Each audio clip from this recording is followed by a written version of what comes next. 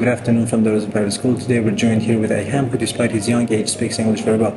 It's nice to see someone so young speaking a language fluently. I'm sure he's worked hard to get to this point.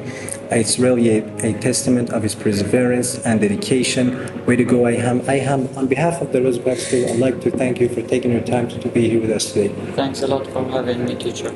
Yeah, I mean, it's really nice to see students putting all their time and effort into something as worthwhile as learning English.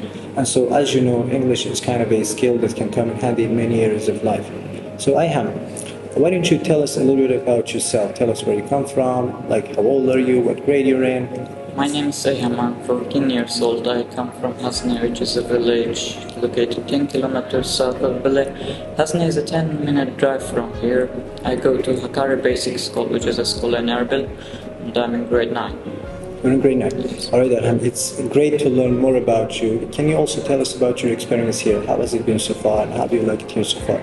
Well, has been offering English courses for years, and they've recently added an Arabic course.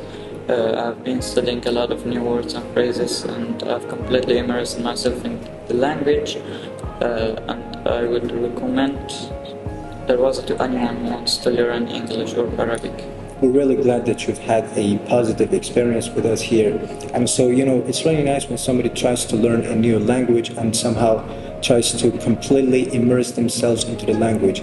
Now, keep up the good work, 𝐼𝐻𝐻. So this is what makes our course great. We try to have our students, we try to help them to learn English quite, let's say, intuitively, without having to cram grammar rules, sentence syntax, conjugation, and so on and so forth. And so this is basically what makes our course exceptional. So this is it for today, and see you next time.